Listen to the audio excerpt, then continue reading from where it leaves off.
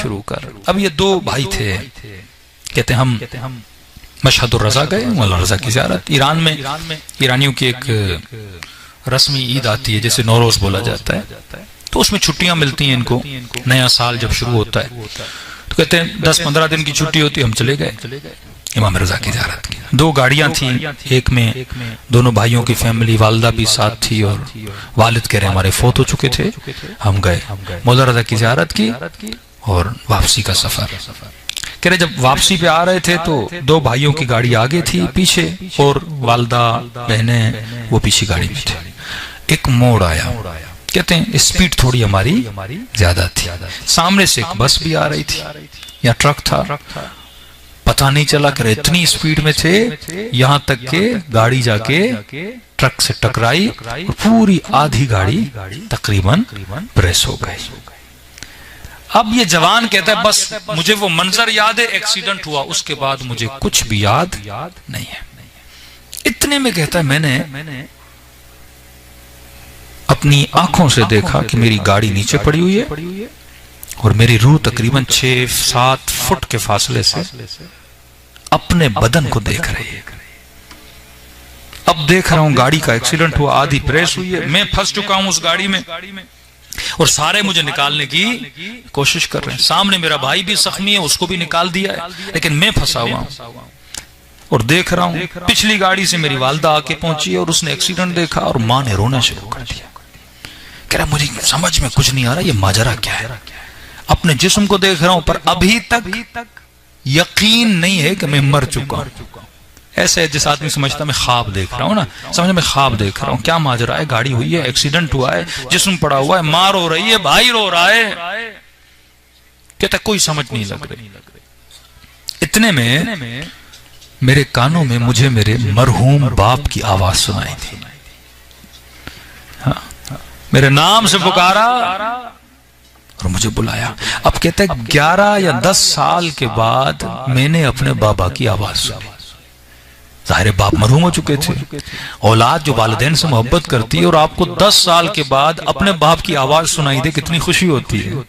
कहता मैं परेशान हूं, उस आवाज ने मुझे खींचा और जब मैंने देखा तो मेरे वालिद मेरे सामने खड़े थे। दौड़ा दौड़ा गया, वालिद से मिला और मैंने कहा बाबा आप और यहाँ?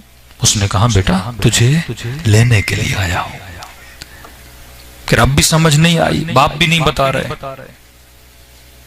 मुझे कहा नीचे देख रहे हो? मैंने कहा ये क्या हुआ है? एक्सीडेंट हुआ है। कहा तेरा एक्सीडेंट हुआ है? कहा मैं यहाँ क्या कर रहा हूँ? कहा बेटा तू मर चुका है, अल्लाह ने इजाजत दी है, मैं तुझे लेने आया हूं।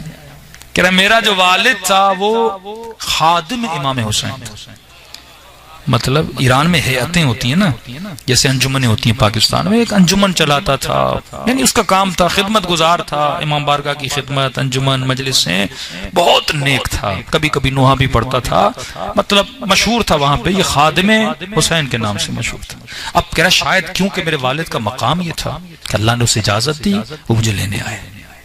तो मुझे कहा खुश नहीं हो, बाप से मिल रहे हो, छोड़ दो दुनिया को, चलते हैं, यहाँ बहुत कुछ है, खुश रहोगे, दुनिया से ज्यादा यहाँ लज्जत है।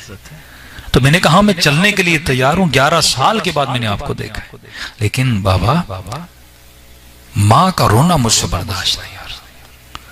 कह मेरी माँ इतनी रो रही थी और रो रो के आवाजें दे रही थी, इमाम रज़ा मुझे अपना बेटा आपसे चाहिए, मैं आपकी ज़ियारत के लिए आऊं। फिर रो रो के बोलती इमाम ज़माना मुझे अपना बेटा आपसे चाहिए, मैं आपके लिए आई थी। दूसरी तरफ कह रहा मेरा भाई जो था वो घुटनों पे उंगलियों पे खड़े होकर इमाम हुसैन को सदाएं दे रहा था, मौला हुसैन हमें हमारा भाई चाहिए, जवान भाई, अभी शादी हुई है, हम कैसे इसको गंवाएं। कहता उन सब की मुझे परवाह नहीं थी। मैंने वालिद को कहा माँ का रोना मुझसे, क्योंकि माँ इतना चीख चीख के रो रही थी, मुझे ऐसे लग रहा था मुझे कुछ हो गया, ये कहीं मेरी माँ मर न जाए। मैंने कहा वालिद साहब मुझे माँ का रोना नहीं। तो उसने कहा सब्र करो, देखते हैं क्या होता है, क्योंकि तेरी माँ इमाम रज़ा को पुकार रही है, देखते हैं शायद कोई फर्ज हो जाए। कहता इतने में बातें कर रहे थे, अचानक आवाज आई कि मौला आ गए। कहता है सब्ज नूर, इमाम ने ब्राउन कलर का लिबास पहना हुआ, और मैंने देखा आ रहे हैं। मैंने कहा बाबा कौन है? का पहचाना नहीं, इमाम रजा है। कहता मैं अदब के साथ खड़ा हो गया। जैसे इमाम रजा आए उन्होंने मेरे वालिद को सलाम किया, वालिद ने जवाब दिया, कदम बोसी की। बात मेरे वालिद से कर रहे थे, मुझे बस एक निगाह देखा और कहा क्या है खादिम, मसाला क्या है? उन्होंने मेरी तरफ इशारा किया, मौला बेटा मर चुका है। का फिर ले जाओ अपने साथ। का मौला ये कह रहा है कि मुझे अपनी माँ का रोना देखा नहीं जाता। का नहीं, इसका फैसला हो चुका है। कहता इतने में थोड़ी देर उन्होंने बात की, फिर आवाज आई कि मौला आ गए। अब जब देखा एक नूरानी वजूद था जो करीब आ रहा था, दौड़े मेरे वालिद उनके इस्तकबाल के लिए। अब मुझे पता चला ये वजूद किसका है? ये हुज्जत खुदा इमाम जमाना का वजूद है। सलवात पढ़े मौला की शान।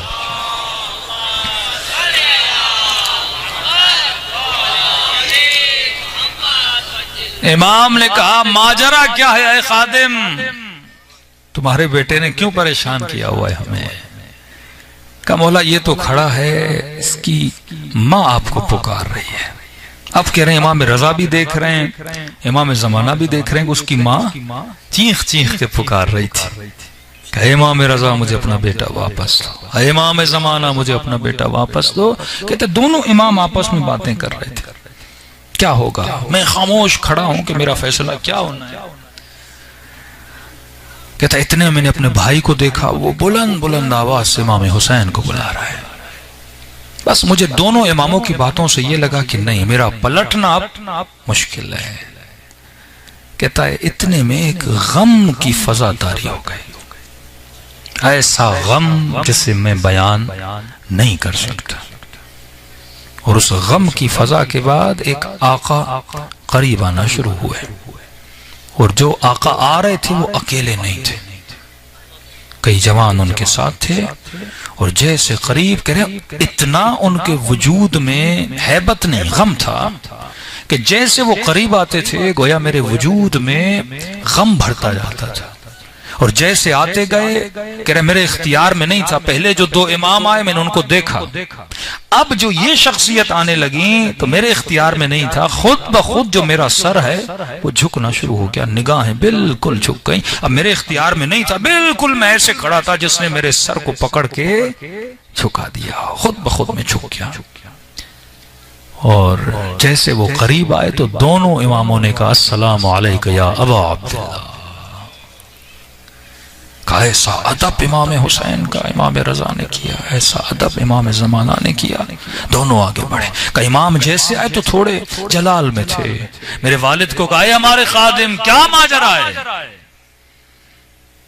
इसकी माँ हमें क्यों इतना बुला रही है, इसका भाई हमें क्यों इतना बुला रहा है? का मौला मर चुका है। का क्या तुमने फैसला नहीं सुना कि अब इसका वापस पलटना मुश्किल है? मैंने कहा मौला सब कुछ इसको सुना दिया, इमाम रजा ने बता दिया, इमाम जमाना ने बता दिया, फिर का क्या मसला है? का मौला ये भी आने के लिए तैयार है। का फिर मसाला क्या है? इमाम हुसैन ने कहा मौला ये कहता है मुझसे मेरी माँ का रोना देखा नहीं जाता। कहता जब माँ का नाम आया ना, हुसैन मुनकलिब हो गए, खामोश हो गए एक तरह से मौला हुसैन। और एक मर्तबा मेरी माँ को इमाम हुसैन ने देखा होगा। कहते फिर इमाम हुसैन थोड़ा आगे बढ़े और दुआ के लिए हाथों को बुलंद किया। का दुआ करने के बाद मैंने महसूस किया कि इमाम हुसैन मेरे करीब आ रहे हैं।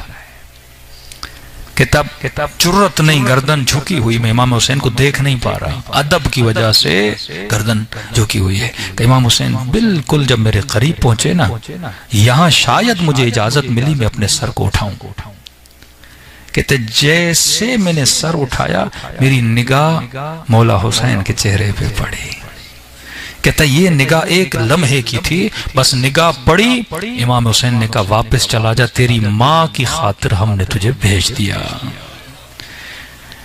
कहता है खुदा की कसम है, अगर पहले हुसैन के चेहरे पे निगाह पड़ती मैं पांव पकड़ता मुझे वापस